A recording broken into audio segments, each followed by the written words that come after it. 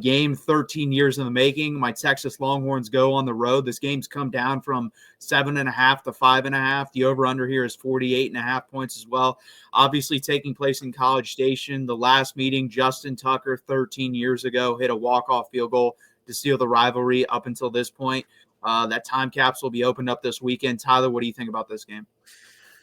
Oh yeah, this is the game I think a lot, not even just Texas and A&M fans were getting excited about, but even before the season, I think this was number one on a lot of people's list of games they were most excited to see because of this rivalry. And I get it, Texas pretty much owns A&M all time.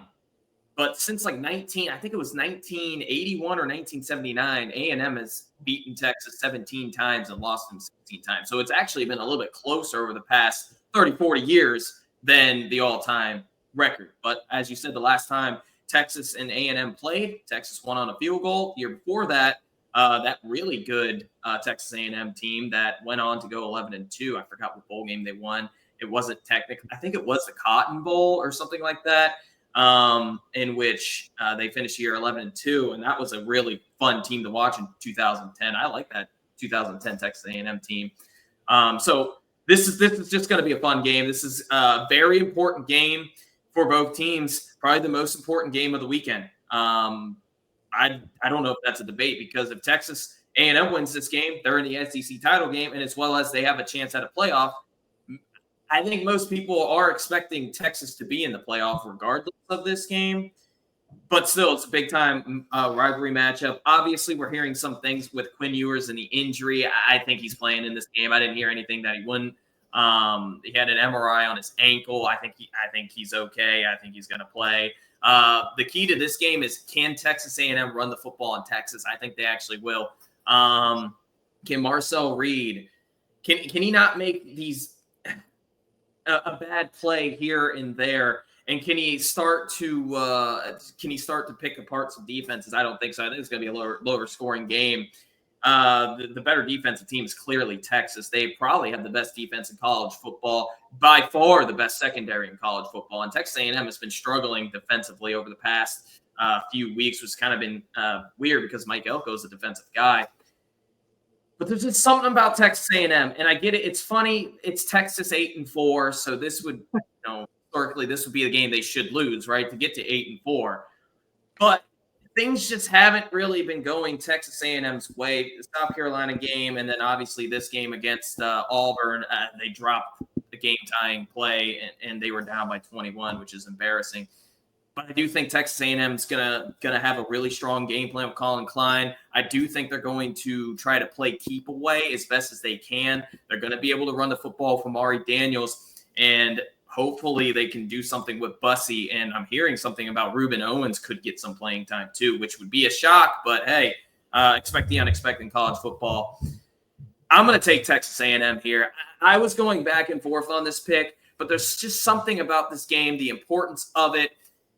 I think this is way more important for Texas A&M than it is Texas. You might disagree with that, but I do think Texas is a lock, and A&M was just focused on this game for the past few weeks. It kind of was told when Mike Elko slipped up and said he's focused on Texas. Oh, I mean Auburn. I like the Aggies here. I'm going to take them to pull the upset by a field goal, a game-winning field goal by Randy Bond, 23-20 over Texas. Yeah, I think it's going to be a pretty good game. I agree with you. I don't think there's any argument. If it didn't happen last week where all those teams lost, I think this would be a more important game for Texas. Yeah. But that opened it now. I just don't see a 10-2 Texas, even if with the weak schedule, getting left out of the college football playoff with all the chaos that happened. So I completely agree, because A&M now has to win this game and the SEC championship game. If they go 1-1, they're still out. So it's definitely going to be interesting. And yeah, what you said is 100% right. Like Mike Elko, you can say what you want. He 100% told the truth. Like that was his subconscious speaking. He was thinking of Texas. They played New Mexico State the week before. They've probably been preparing for Texas for like 3 or 4 weeks now. So it's definitely going to be a hard-fought game. If this game was played anywhere else, I honestly think Texas would win this game pretty easily, because I think they are a better football team. I think there's I'm trying to think of where A&M's better than Texas. Like you said, I don't think they're better secondary-wise. They're definitely not better linebacker-wise. The front four, you could argue. Offensive line, Texas has a better offensive line. Running backs, I think they're about the same. Wide receivers, Texas is better. Quarterback, if Quinn Ewers is healthy, he's better than Marcel Reed if he's healthy. That's the thing, too, is that injury scares me because Quinn actually looked like his normal self that whole first half versus Kentucky, and then when he got hurt, he looked terrible again. So if hopefully he can be healthy, if he's not, I think you're going to have to see Arch Manning in this game if you truly care about winning it. Because if it's the second half version of Quinn Ewers that you got last week versus Kentucky, Arch Manning is definitely the better option. That last drive to seal the game versus Kentucky proved that. You ran the ball 15 times in a row. Think about that. 15 times in a row and scored a touchdown, which, hey, all the credit in the world, because I don't think there's very many teams in college football that can line up 15 times in a row on that defensive line and go score a touchdown. But that's not what you can do for a whole football game. But I will say the offensive line is playing much better lately for Texas. They've gotten into a groove after that Georgia game. And honestly, I think the Georgia game is slightly overblown in effect for them because I think that was mostly on Quinn Ewers. He didn't play well at all in that game. Did not help them out at all with his pocket movement and mobility. But they've definitely played better since then. The running game also has gotten going. Like Trey Wisner had over 150 yards. Jaden Blue had like over 70 or 80 yards last week. The issue with them is, or especially Jaden Blue, is fumbling. They put the ball on the ground. They cannot do that in this game. Running wise, they've been fine. They were good in the Arkansas game. They were good in the A&M game. They were good in the Florida game. That's 3 weeks in a row now where they've run the ball very, very well. It's still been fumbling has been the issue. Jaden Blue has had, 3 or 4 fumbles the last 3 games. Jared Gibson has had 3 fumbles the last 3 games. The only guy that I can count on holding onto the football, knock on wood, is Trey Wisner. So hopefully we can get his productivity the same as last 3 weeks and just have him or keep him from holding onto that football. So to me, it's pretty easy here. If Quinn's healthy, I think Texas wins this game. If he's not, I have no idea. You could tell me they lose by 10 points. You could tell me they win closely. I don't think they blow him out with Arch Manning at quarterback or hurt Quinn Ewers. But I do think Quinn's going to play well. I think he's going to be shot up to all hell if he is hurt at all, and I think he'll play through it. I think Texas wins this game 29-21, so I'm taking the over here barely, and I'm going to take Texas to cover. Would not shock me if Texas A&M covers this game. Would not shock me if Texas A&M wins this game. The only thing that would shock me in this game if Texas A&M blows out Texas. I think that's really the only outcome here that would shock me. Texas blowing out A&M, I could definitely see it because if they give Quinn Ewers time and he's healthy, I think he could shred the secondary. I don't think A&M secondary is very good. Peyton Thorne was having a lot of success last week versus A&M, and he really hasn't had success versus anyone. So I am going to take Texas here, but I'm just excited to watch this game. This environment is going to be the craziest anyone walks into. I don't care. Michigan, Ohio State, Auburn, Alabama. This will be the craziest environment any football team walks into all year, and it's going to be fun. Yeah, I think they were. You know how they leak the expected total for fans. Well, I'm seeing it could be 112, 113,000 fans, which I believe would be an all-time record, and that would shatter it by 3,000 or 5 or 6,000, something like that. Yeah, at least 2,000. I think LSU may have gotten like 110 or 109 at one point. Yeah, so this is such a big game. I'm saying I really think this is a much bigger game for Mike Elko. This was the game he circled on his schedule. Of course, the Notre Dame game. If we're talking preseason, the Notre Dame game was very important for Texas A&M, but it's not as big as Texas. Texas is your biggest rival. They're your big brother, but they're somebody who's new to the SEC as well. And if we're being honest here, Texas was struggling after A&M left the Big 12, but then Texas is starting to obviously pick it up here. And this is Texas's first true SEC road environment. I get it, the Arkansas game. Arkansas is a very underrated place to play. Don't get me wrong. But again, it was a noon game, which is kind of, it is what it is there. They played at Vandy. Okay, who cares? And then Oklahoma was a neutral site game. This game right here, this is your true SEC road environment. I don't think Texas A&M is the toughest place to play in college football, but I would definitely put it up there in the top 5. And like you said, and with what is expected as well, this environment's going to be insane. This could potentially be the biggest in college football history.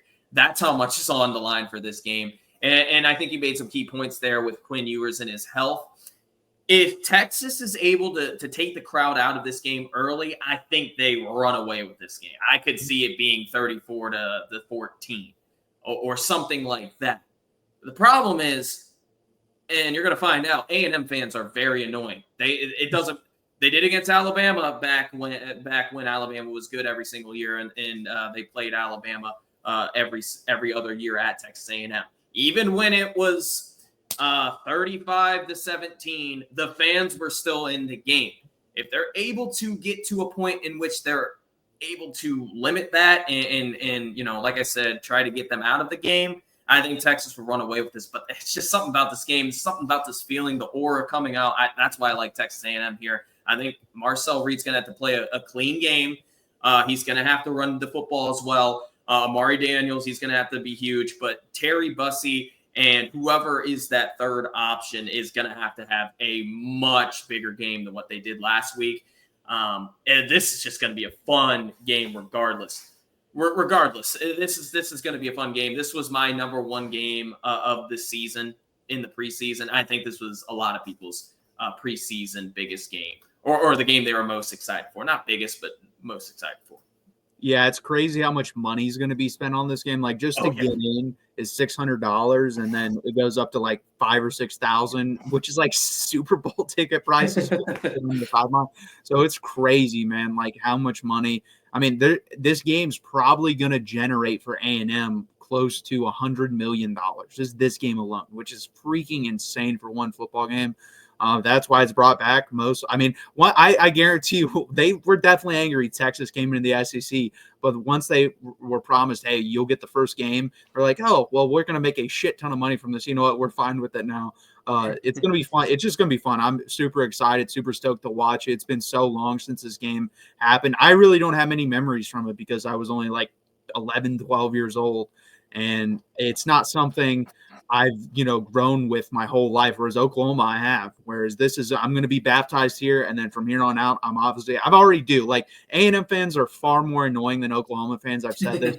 Just being around and talking and interacting with them on Twitter. Like basically, I think Oklahoma and Texas fans have respect for each other. I don't think Texas A&M and Texas fans have much respect for each other. I think it's more of we hate each other, and we don't look at them as our little brother. We look at them as basically our son, like we're sunning them. So we'll see what happens in this game. It's going to be fun.